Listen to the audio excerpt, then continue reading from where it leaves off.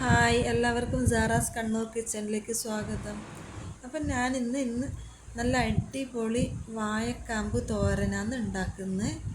അപ്പം അതിൻ്റെ ഇൻഗ്രീഡിയൻസ് എന്തെല്ലാം നമുക്ക് നോക്കാം.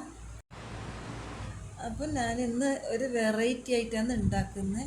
നമുക്ക് അതെങ്ങനെ ഉണ്ടാക്കുന്നതെന്നൊന്ന് നോക്കാം.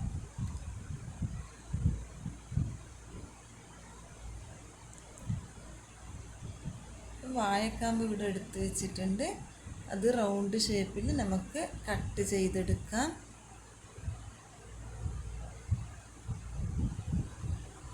അതിൻ്റെ നാരെല്ലാം ഇങ്ങനെ കട്ട് ചെയ്തെടുത്തതിന് ശേഷം രണ്ട് സൈഡിൽ നിന്നും നാര് എടുത്ത് മാറ്റിക്കളയണം.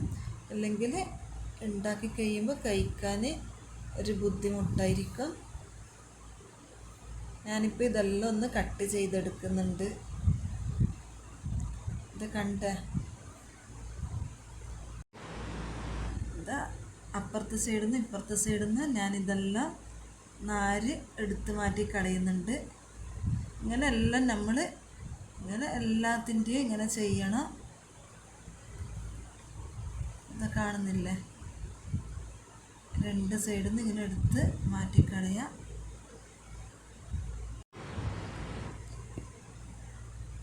അതിനുശേഷം ഞാനിതെല്ലാം ഒന്ന് ചെറുതായിട്ട് കട്ട് ചെയ്തെടുക്കുന്നുണ്ട്.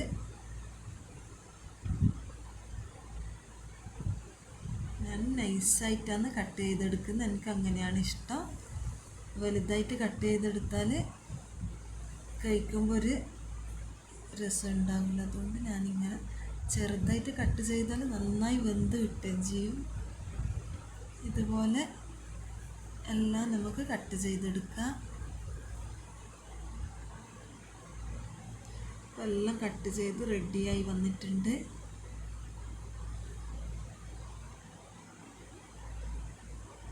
നമുക്കിനി ഞാനിത് ഇളം ചൂടുവെള്ളത്തിൽ മഞ്ഞൾപ്പൊടി ഇട്ടിട്ടൊന്ന് കഴുകുന്നുണ്ട്. നന്നായി കഴുകിയെടുക്കാം.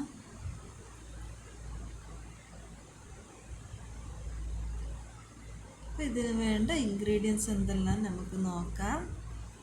സവാള അരിഞ്ഞ് വെച്ചിട്ടുണ്ട്, പച്ചമുളക് അരിഞ്ഞ് വെച്ചിട്ടുണ്ട്, കറിവേപ്പില, തേങ്ങ ചിരകിയത്,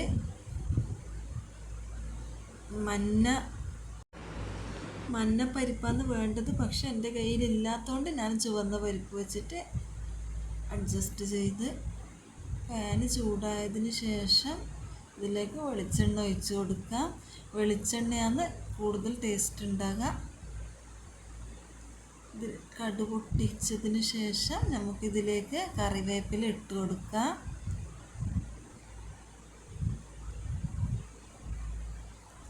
നമുക്കിതിലേക്ക് കുറച്ച് അരിഞ്ഞു വെച്ച സവാള ഇട്ട് കൊടുക്കാം.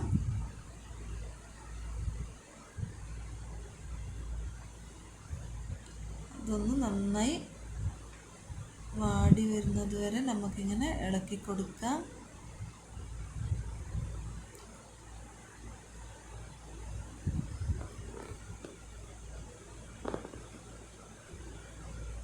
മീഡിയം ടു ലോ ഫ്ലെയിമിലിട്ടിട്ട് നന്നായി വാടി വരുന്നത് വരെ നമുക്ക് ഇളക്കി കൊടുക്കാം. ഇതിന് ആവശ്യമായ ഉപ്പും ഇട്ട് കൊടുക്കുന്നുണ്ട്.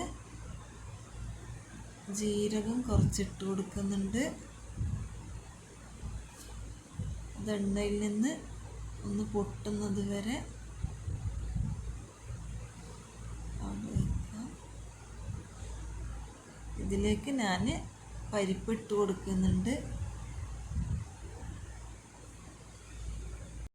കടലപ്പരിപ്പാണ് ഇതിലിട്ട് കൊടുക്കേണ്ടത്. പക്ഷെ ഞാനിപ്പോൾ ഇവിടെ ചുവന്ന പരിപ്പാണ് ഇട്ട് കൊടുത്തിന്.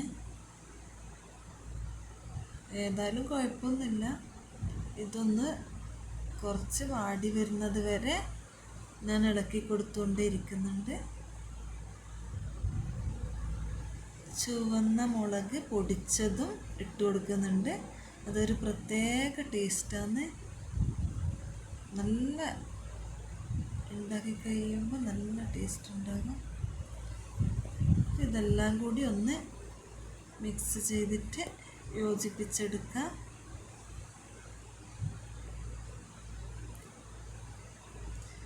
ഇതിലേക്ക് കുറച്ച് മഞ്ഞൾപ്പൊടിയും ഇട്ട് കൊടുക്കാം.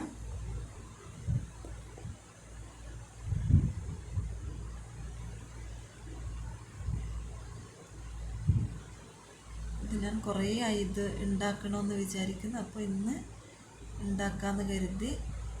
എല്ലാവരും ഒന്ന് ട്രൈ ചെയ്ത് നോക്കാം. Must try.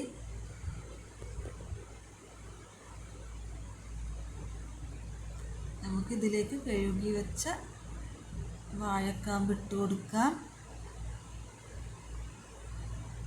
നന്നായി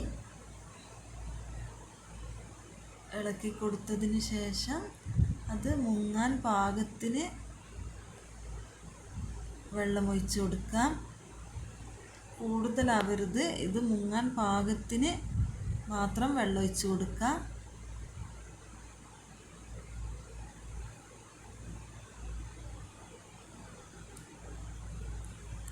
ഞാൻ പക്ഷെ കുറച്ച് കൂടുതൽ തന്നെ ഒഴിച്ച് കൊടുക്കുന്നുണ്ട്. എനിക്ക് നന്നായി വെന്തതിന് ശേഷം കഴിക്കുന്നതാണ് ഇഷ്ടം. നന്നായി ഉടഞ്ഞ് വരുന്നത് വരെ ഞാൻ വേവിച്ചെടുക്കും. ഇത് അടച്ച് വെച്ച് നമുക്കൊരു 20 മിനിറ്റ് വരെ വേവിച്ചെടുക്കാം. ഇത് ഹാഫ് വേവായിട്ടുണ്ട്. ഒരു 10 മിനിറ്റോളം വെച്ചിട്ടുണ്ട്. ഇതിലേക്ക് ചിരകിയ തേങ്ങയും ഇട്ട് കൊടുക്കാം.